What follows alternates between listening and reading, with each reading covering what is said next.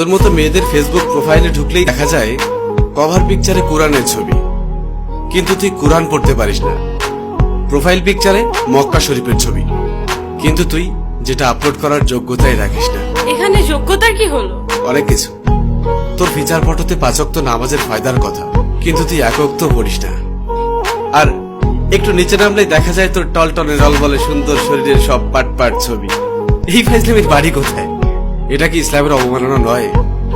দেখ, তোর মুখে কি আল্লাহর নামটা মানায়? তাহলে আমি কার নাম নিব? আমি মুসলিম, আমি তো আল্লাহর নামই নিব। না, তুই বা তোরা মুসলিম না।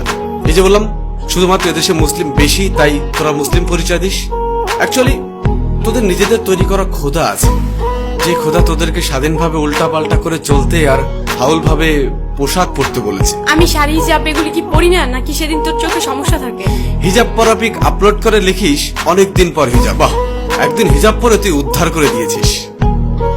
একদিন বোরকা পরে ফেসবুকে স্ট্যাটাস দিস কেউ একজন পড়তে বলেছিল। আর তোদের শাড়ি পরা থাকলে বুকের উপর থেকে কাপড়টা নামিয়ে ফটোশুট শুরু করিস। যতটা সম্ভব নিজের বডি শো আপ নিয়ে ব্যস্ত থাকিস। আলাদা আলাদা ভাবে নিজের বুক, পিঠ, ঠোঁট, চুল। আর তোর মুখের দিকটা ছবিতে ঠিক মতো আসুক আর না আসুক, বুকের মাপটা ঠিকই আসে। এটা কি আল্লাহকে অপমান করা নয়? তুই নিজেকে নিজের স্বাধীনতার আদলে শরীরকে প্রোডাক্ট বানিয়ে ফেলেছিস। নোংরা সিনেমার থেকেও নোংরা তোদের চলাফেরা। এবার বুকে হাত দিয়ে বল, আল্লাহকে তুই অপমান করছিস না?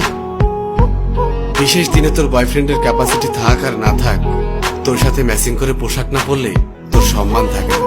তবে একটা চমৎকার বিষয় হলো, সারাদিন তোর ডিমান্ড থাকলেও দিন শেষে বিয়ের জন্য সব ছেলে একটা ভালো মেয়ে খুঁজবে। আর তুই তো নিজেকে খারাপ বলতেই স্বাচ্ছন্দ্য বোধ করিস। তোর ফেসবুক প্রোফাইলে কি লেখা থাকে? I M a bad girl with lot of bad habits. এটা কি ইসলামকে অপমান করা নয়?